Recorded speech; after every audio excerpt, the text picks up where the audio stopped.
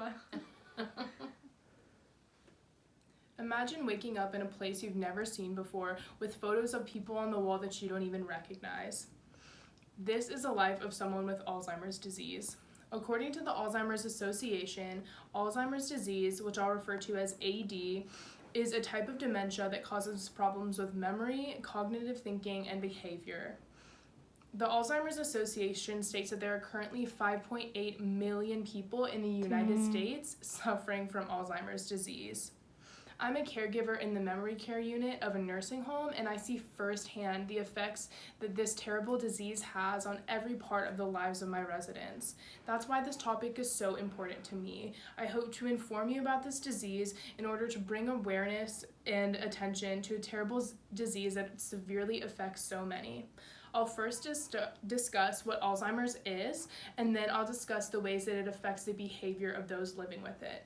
Finally, I'll discuss the impacts that it has on the family members who have a loved one with AD. First and foremost, this disease is linked to memory loss, the symptom that most people associate with Alzheimer's. It's the most common cause of dementia. So let's start with the basics. AD is a progressive disease, meaning that it worsens over time. Because of this, there is no cure, only treatment for the symptoms. Memory loss is mild in the early stages, but as it progresses, it gets worse and worse, as well as cognitive abilities begin to decline. According to the Alzheimer's Association, this disease affects mostly people ages 65 and older. However, about 200,000 Americans under the age of 65 have what we call early onset Alzheimer's.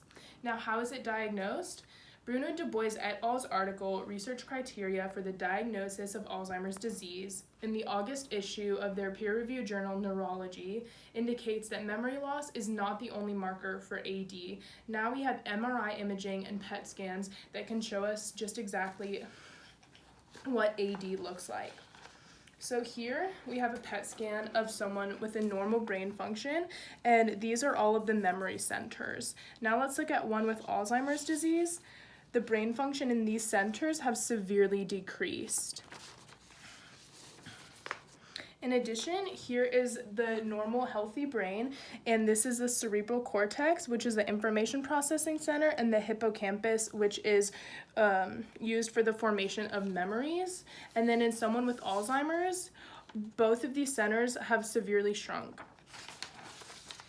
Now that we know the basics of AD, let's discuss the common behaviors associated with AD. According to the National Institute on Aging, AD is linked to many other medical problems, including falls, fever, dehydration, and incontinence. All of these issues together affect the behavior of someone with AD. Something we've seen in the nursing home, something as simple as a fall can cause an AD patient to not want to walk or stand up on their own anymore and become more dependent on a wheelchair or stay in bed. Now, something that we look out for in these less active elderly is bed sores because they're not as active. People with AD also lose their ability to carry on conversations with other people, and so sometimes they try to make noises to communicate, but most of the time they're just indecipherable.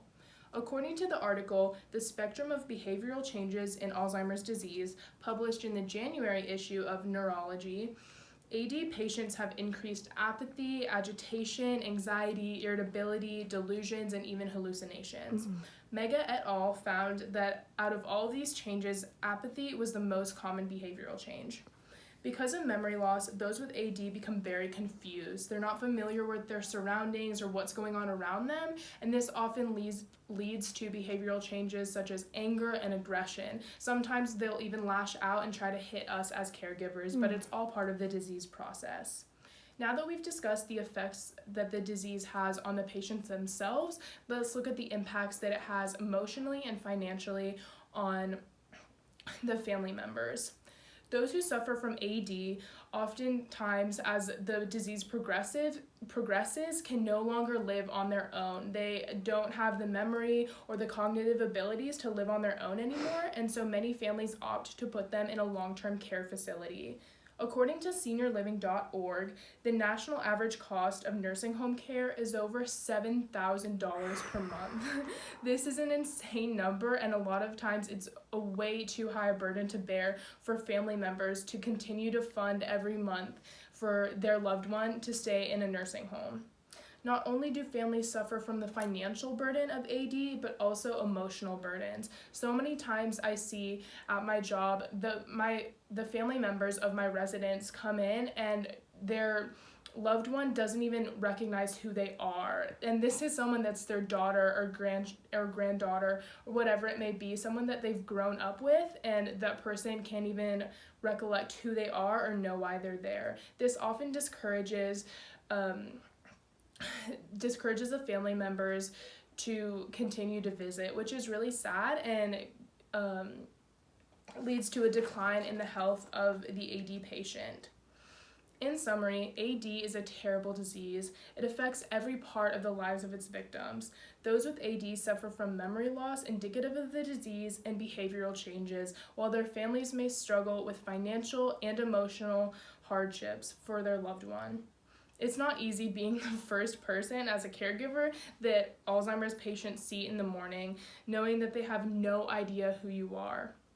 Although I see my same residents every day, a lot of times when I walk into the room, they don't even remember my name.